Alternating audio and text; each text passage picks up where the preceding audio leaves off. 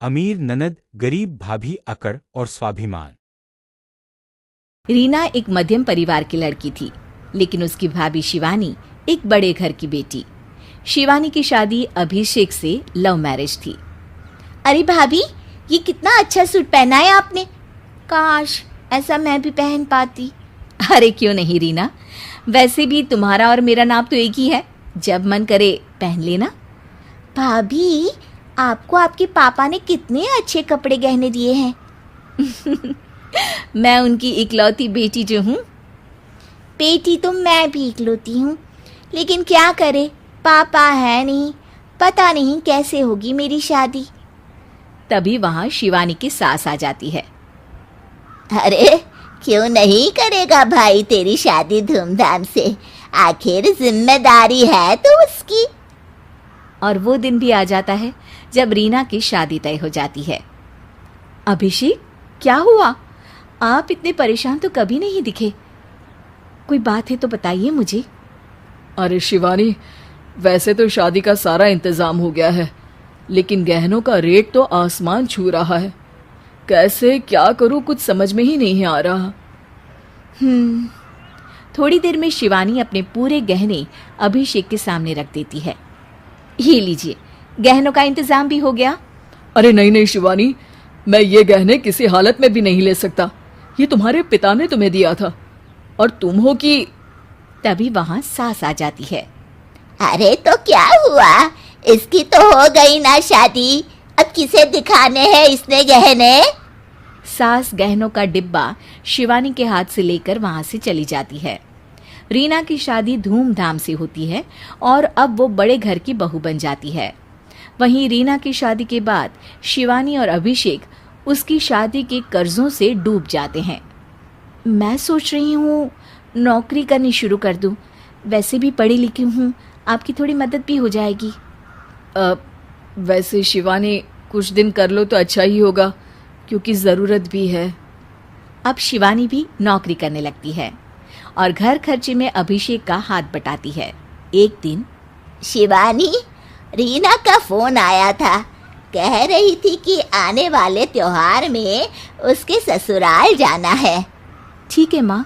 अरे ठीक तो है, लेकिन एक काम कर लेना, उसके सास ससुर से लेकर पूरे खानदान के कपड़े मिठाइयाँ सब ले आना, और हो सके तो रीना के लिए छोटे से कान में पहनने के बूंदे भी। और क्या है ना, शादी में उसे सारी बड़ी बड़ी कान की ज्वेलरी दी थी, घर में पहनने के लिए तो उसके पास कुछ भी नहीं है।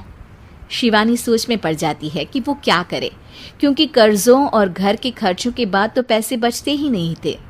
शिवानी फिर अपने पिता को फोन करती है और उनसे पैसे मांगती है। देखो शिवानी, मैंने तुम्हें शादी के वक्त ही मना किया था कि ऐसे घर में शादी करनी ही नहीं चाहिए। अरे अभिषेक को शर्म आनी चाहिए जो ससुराल से पैसे मंगवा रहा है। शिवानी को पिता की बात पर गुस्सा आ जाता है।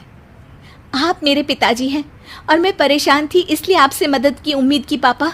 अभिषेक को तो पता भी नहीं है कि मैंने आपसे पैसे मांगे हैं। शिवानी सोचती है कि वो अभिषेक से बात करे, लेकिन फिर उसे लगता है कि वो टेंशन ले लेगा। तभी शिवानी की नज़र हाथ के कंगन पर पड़ती है, सीधे बाजार जाती है और उसे बेचकर ननद के घर ले जाने का सारा सामान लेकर आती है और सास के सामने रख देती है।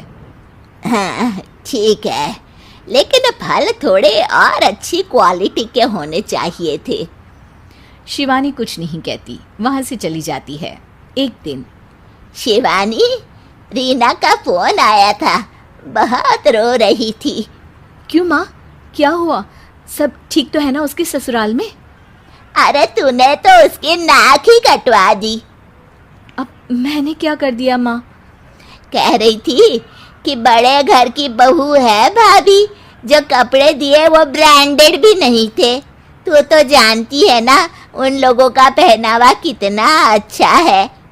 तू तो मेरी बेटी का भला कभी सोचती नहीं।